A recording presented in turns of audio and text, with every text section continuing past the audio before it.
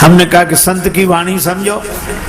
उन्होंने चार कहा ही नहीं, एक ही कहा, एक राम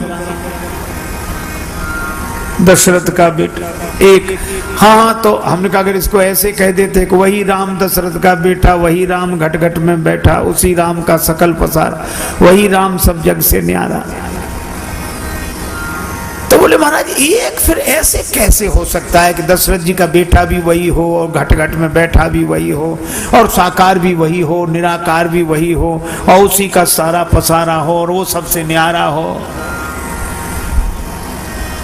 ये बात हमारी समझ में नहीं आती। हमने कहा एक बात बताओ, तुम एक हो कि नहीं? हाँ बोले हम तो एक हैं। हमने कहा बाप के सामने बेटे हो, बेटे के सामने बाप, तो बेटे हो कि बाप? है? बाप के सामने बेटे, बेटे के सामने बाप, चाचा के सामने भतीजे, भतीजे के सामने चाचा। है? बेटी का बेटा देखेगा नाना नाना, अब बेटे का बेटा देखेगा बाबा बाबा, तो बाबा हो कि नाना? आप बाबा हो, आप नाना हो, आप मामा हो, आप चाचा हो, आप भतीजे हो। इतने कैसे हो जब हो एक? तो अलग अलग दृष्टि से, अलग अलग संबंध से आपके अलग अलग रूप हैं। इसी तरह वह एक ही है। और भाव की दृष्टि से दशरथ नंदन है, ज्ञान की दृष्टि से घट घट में बैठा है। पर भरद्वाज जी कह रहे हैं कि नहीं, हमें तो समझ में नहीं आता, वही राम वही कैसे? अच्छा आप विचार करना, क्या भरद्वाज जी को संदेह है? याज्ञवल्क्य जी ने कहा कि तुम्हें कोई संदेह नहीं है, तुम्हें कोई संदेह नहीं है, और कह रहे हो कि गुरु से कपट नहीं करना चाहिए, कपट ही तो कर रहे हो।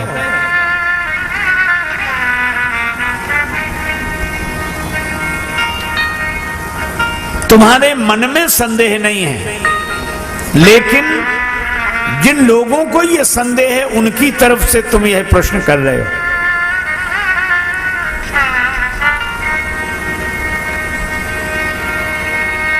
तुम्हारे मन में कोई शोक मोह संदेह नहीं है।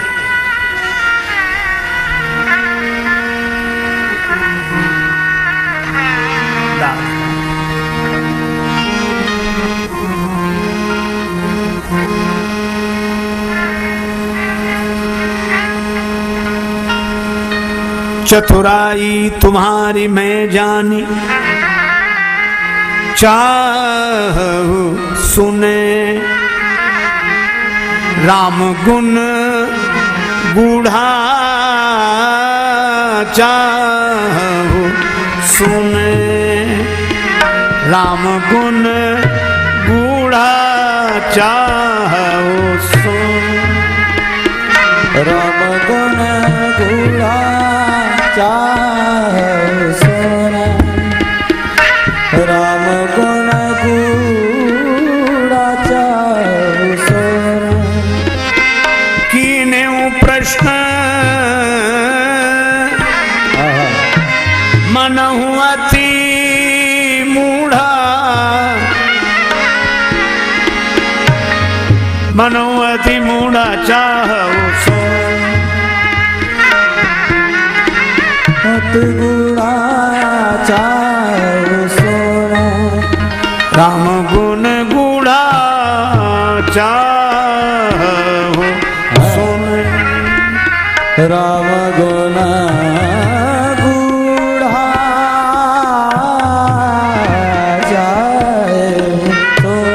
चाहू सुने राम गुण बूढ़ा, चाहू सुने, चाहू सुने, चाहू सुने, चाहू सुन। राम जी के गुण सुनना चाहते हैं और प्रश्न ऐसे किया जैसे कोई ना समझ करे।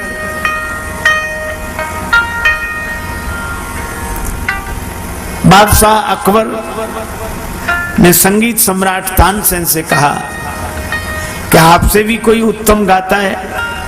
तानसेन ने कहा, हाँ हुजूर, हमारे गुरुदेव श्री स्वामी हरिदास जी, उनका गाना सुनवाओ कभी।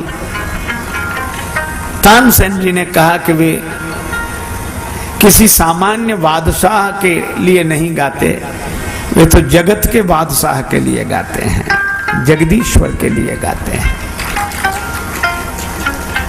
तब मुझे तो गाना सुनना है, छद्म वेश धारण करके चलो। बादशाह छद्म वेश धारण करके गया तानसेन जी साथ। अब स्वामी जी से कौन कहे कि गायन सुना, तो तानसेन जी ने एक राग को गलत ढंग से गाना शुरू किया। तो स्वामी जी ने कहा, ये राग ऐसे तो नहीं है, गलत गा रहे हैं। गुरुदेव, मुझे तो ऐसे ही पता था, आप बताओ। तो ऐसा नहीं कि तानसेन जी को पता नहीं था, वो तो गलत इसलिए गा रहे थे ताकि गुरुदेव से गाना सुनने को मिल जाए। और जो गुरु जी ने गाया, आहा हा हा, तानसेन भाव विह्वल हो गए। बादशाह अकबर ने कहा, वाह वाह वाह वाह निकल गया। और तो स्वामी जी ने गाना बंद किया, ये कौन, पता लग गया।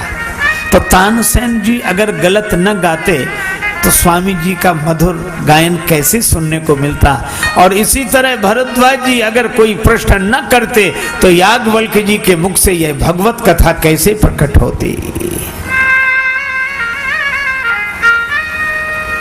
देखो, कुछ पाने के लिए ना समझ भी हो जाओ तो कोई बात नहीं। और मुझे लगता है कि कोई ना समझ होकर भी अमृत रस का पान कर ले तो उस जैसा कोई बड़भागी नहीं। और ऐसी समझदारी या ना हो समझदारी तो भी जबरदस्ती समझदारी का प्रदर्शन किस काम का, ताकि हम श्री राम कथा के अमृत से वंचित हो जाएं।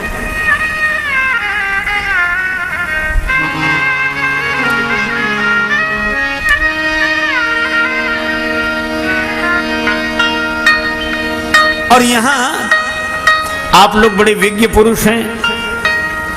एक बात मैं और कहता हूं कि भरद्वाज जी को तो संशय नहीं है, पर सती माता को,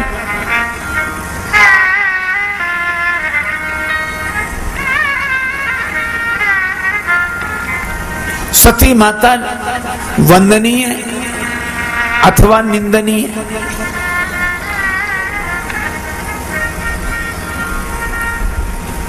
एक महापुरुष ने बहुत अच्छी व्याख्या करते हुए कहा कि सती जी में उनके पिता दक्ष का भाव है, इसीलिए कहा गया चले भवन संग दक्ष कुमारी। और इसीलिए उन्होंने भगवत कथा नहीं सुनी, क्योंकि दक्ष कुमारी है। चतुर लोग नहीं सुनते।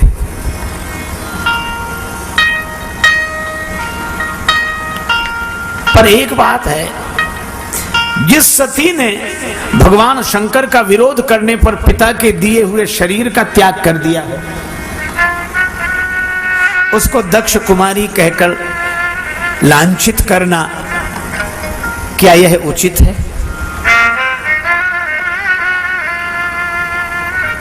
पर व्याख्या बड़ी अच्छी है। तो एक दूसरे महापुरुष का भाव सुना। उन्होंने कहा कि नहीं नहीं, सती जी वंदनीय है। हमने कहा कैसे? का सती जी दक्ष कुमारी हैं, इसलिए शिव जी की बात नहीं मान रही, ऐसी बात नहीं है। वे इसलिए नहीं मान रही हैं क्योंकि वो सती हैं, और सती पति को ही परमेश्वर मानती है। वो पति के कहने पर भी किसी और को परमेश्वर मानने के लिए तैयार नहीं है। ये सती माता है। ये सुनकर तो अवाक रह गए। भाई, यह बात भी बिल्कुल ठीक है। अगर वह बात ठीक है तो यह भी ठीक है। ये दोनों महापुरुषों के अपने अपने ढंग से मत हैं। लेकिन मैं अपनी बात कहूं, एक दिन श्री रामचरितमानस का पाठ करते समय यह पंक्ति मेरे ध्यान में आई। श्री तुलसीदास जी महाराज बहुत सजग हैं। याज्ञवल्क्य जी ने भरद्वाज जी से कहा कि तुम्हें कोई संशय नहीं है। भरद्वाज बोले मुस्काई तुम्हें विदित रघुपति प्रभुताई, तुम तो राम जी की कथा सुनना चाहते हो इसलिए ऐसे प्रश्न किया जैसे कोई मूर्ख पूछता हो, पर तुम भगवान की महिमा जानते हो, तुम्हें संशय नहीं है। लेकिन यही श्री तुलसीदास जी ने एक अद्भुत बात कहलाई याज्ञवल्क्य जी से। क्या? याज्ञवल्क्य जी ने कहा कि भरद्वाज जैसे तुम्हें संशय नहीं है पर तुम संशय की भाषा बोल रहे हो, इसी तरह सती माता को भी कोई संशय नहीं है। ऐसे ही संशय कीन भवानी, महादेव तब कहा बखानी। इसका अर्थ है कि न सती जी को संशय है न भरद्वाज जी को संशय है, पर संशय कीन भवानी नहीं है संशय। अच्छा देखो, दो बालक, एक का नाम रामू एक का नाम श्यामू, दोनों को मिठाई खाने का मन, पैसा नहीं। एक तो कहा चलो मिठाई बनते तो देखा मैं। दोनों गए, सवेरे जलेबियां बन रही थी। दोनों ने देखा कि आज पैसे होते तो हम भी खाते। तब तक श्यामू ने सोचा कि पैसे तो बाद में मांगेगा, कौन पहले, जो होगा देखा जाएगा। चलो गया। हलवाई जी ये जलेबियां कैसे दी हैं? हलवाई बोला 20 रुपए किलो। हाँ ठीक है, 250 ग्राम दो। 250 ग्राम जलेबियां आगे खाने लगा। अब रामू ने देखा कि इसके पास तो पैसा है नहीं और ये कैसे मजे से खा रहा है। तो रामू ने बहुत धीरज रखा लेकिन नहीं माना मन। बोले जो इसका होगा सो अपना होगा, अपन भी चलो। थोड़ी देर बाद वो आया। हलवाई जी जलेबियां कैसे दी? 20 रुपए किलो, 250 ग्राम दो हमें। उसे भी मिल गई, वो बैठ के खाने लगा।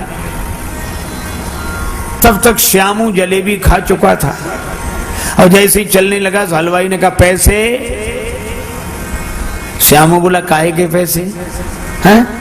दुकान चलाते हो, इतना भी याद नहीं रखते? इतना भी याद नहीं रखते? मैंने आते ही तुम्हें 10 का नोट दिया था, 5 रुपए वापस करो।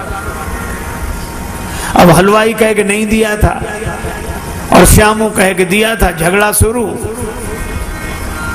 रामू ने सोचा मौका अच्छा है, तो इस झगड़े में रामू वहीं से बैठे बैठे बोला हलवाई जी इस झगड़े में हमारा 10 का नोट मत भूल जाना। अब हलवाई ने सोचा कि 1 से गड़बड़ी होगी, 2 से नहीं हो सकता, कुछ ना कुछ बात। तो हलवाई रामू से बोला नहीं तुम्हारा तो हमें याद है पर इसने नहीं दिया। कहा तुम जानो वो जाने। झगड़ा ज्यादा मचा तो लोगों ने कहा काहे को झगड़ा करते सवेरे सवेरे? श्यामू बोला रामू से पूछ लो। तो सबने कहा रामू तुम बताओ, इन्हें दिया है 10 का नोट? रामू बोला वैसे तो मुझे किसी के झगड़े से कोई लेना देना है नहीं, लेकिन अगर मुझसे पूछते हो तो मैं गंगा जी की सौगंध करके कहूं, माता पिता की सौगंध करके कहूं, गुरु महाराज की सौगंध करके कहूं, भगवान की सौगंध करके कहूं, जैसे मैंने हलवाई जी को 10 का नोट दिया है ऐसे श्यामू ने भी 10 का नोट हलवाई जी को दिया है। लोग बोले वो इतनी कसम खा रहा है, झूठ खाएगा, दे उसे 5 रुपए। अब आप एक बात बताओ, रामू झूठ तो नहीं बोला लेकिन सच भी नहीं बोला। जैसे मैंने वैसे इसने, न मैंने दिया न इसने दिया। इसी तरह जैसे संशय भरद्वाज जी को ऐसे ही सती माता को, न संशय सती जी को न संशय भरद्वाज जी को। ये लीला है। देखो माँ बेटे को जब चलना सिखाती है तो उसके आगे खड़ी होती है, आओ आओ छोड़ो छोड़ो आ जाओ, आओ बेटा आगे आओ आगे आओ। बेटा आगे चलता है, माँ पीछे चलती है। अच्छा माँ पीछे क्यों जाती है? उसे सीधा चलना नहीं आता क्या? आता है, पर ये उल्टा क्यों चलती है? ताकि उसका बालक सीधा चलना सीख जाए। मुझे लगता है कि सती माता हैं, उन्होंने उल्टे चलने की लीला इसलिए की है ताकि उनके बालक हम लोग सीधा चलना सीख जाएं। ये बात है, संशय नहीं है।